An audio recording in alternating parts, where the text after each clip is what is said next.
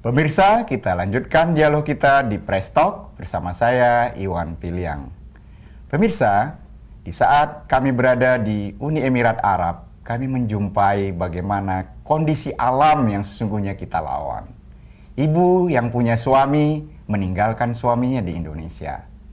Sementara kebutuhan batin dipenuhi dengan para pria yang ada di sana. Itu antara lain yang memilukan hati bagaimana keadaan ini harus kita lihat sebagai kenyataan sosial yang memang nyata saat ini antara lain. Bagaimana Puhan melihat ini, Puan Opa? Iya, ini kan memang seperti tadi sudah saya jelaskan di segmen sebelumnya, ini juga ditemui di Hong Kong. Mungkin di tempat lain juga tidak tertutup kemungkinan terjadi hal yang sama gitu. Artinya pertanyaan saya ingin lebih saya fokuskan. Kalau seseorang bersuami setahun berpisah atau seorang yang beristri setahun berpisah, ini melawan kodrat tidak? Rasanya sih iya, itu wajar sekali gitu. Tapi memang, nah ini menarik karena pada saat, saya ke Singapura Desember lalu. Yeah. Di sana bertemu dengan blue collar sama white collar sama tenaga kerja informal. Tenaga kerja informal ini berdebat dengan white collar, kerah putih. Yeah. Kerah putih bilang, saya pengen nyukalin anak saya kayak MIT, makanya saya kerja di luar negeri. Yeah. Gitu, pengen anaknya kuliah di Amerika. Terus yang TKI informal dia bilang, kita sih nggak ada happy-happynya untuk berangkat ke luar negeri. Gitu. Jadi ini memang keterpaksaan. Karena ke lapangan kerja yang dia tidak tersedia dan juga kebutuhan ekonomi yang dia butuhkan. Nah, akhirnya mereka berdebat. Jadi saya menengahi. Jadi lucu gitu. Ya artinya yang ini mengatakan tidak seperti itu, kalau yang kerah putih mengatakan bahwa ya ini pilihan. Saya berangkat karena saya pengen ini jelas dengan berbeda. Income yang lebih. Dengan income yang lebih, mereka berangkat dengan keluarga. Dan keluarganya di cover oleh perusahaan di tempat dia bekerja. Multinasional biasanya kan, perusahaan-perusahaan multinasional gitu. Secara pribadi atau mungkin juga fraksi, Anda sepakat nggak sih kita hentikan pengiriman TKW? Saya pribadi sih sepakat ya, dengan catatan terutama ke Arab ya, Uni Emirat Arab, saya sepakat itu. Kalaupun ada yang masih mau dikirim ke negara lain, tapi saya sudah melihat juga di Hong Kong seperti apa itu. Artinya juga melawan yang kodrat katanya juga. Hong Kong itu paling bagus. Orang bilang gitu, yang paling sejahtera, tapi gajinya lebih baik. Saya melihat bukan itu gitu. Saya ngelihat kerusakan yang ditimbulkan oleh hal yang tidak bisa dibayar dengan uang. Benar, pemirsa.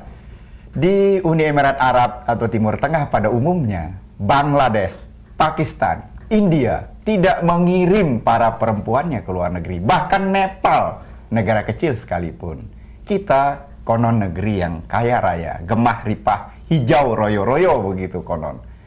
Kenapa sih kita masih memperlakukan para perempuan kita seperti ini? Iya, ada istilah di kejiwaan itu. Artinya kenapa kita melakukan ini sebenarnya menjadi cerminan yang saya lihat antara Kemenakertas sama BNP2TKI pada saat dua-duanya sibuk membela diri gitu.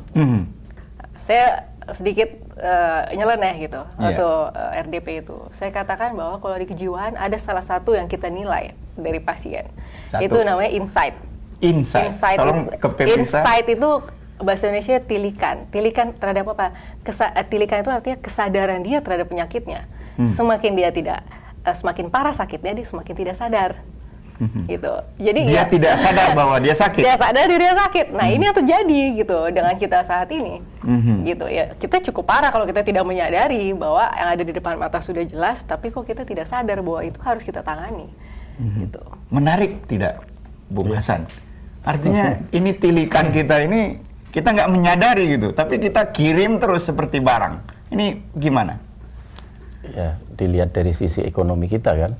Kalau kita dalam hal ini, tadi kan saya katakan, ini kita dengan lihat secara kacamata, istilahnya kacamata kuda gitu. Ke depan aja, ini yang sementara berpikir bahwa Timur Tengah banyak yang tidak beres, sementara di negeri lain sebagai contoh dikatakan beres, nyatanya juga nggak beres setelah ditilik kan? Karena jumlah tenaga kerja untuk ke Timur Tengah itu lebih banyak daripada yang Ibu katakan bahwa di Hong Kong ataupun di tempat lain, Asia gitu kan? Pasifik. Iya, karena jumlah terlalu banyak, mungkin kontrol kurang. Jadi intinya tadi saya katakan bahwa sistem di sini yang benar. Dan kesepakatan, kemauan, kebersamaan dalam hal ini pemerintah betul-betul serius menangani ini.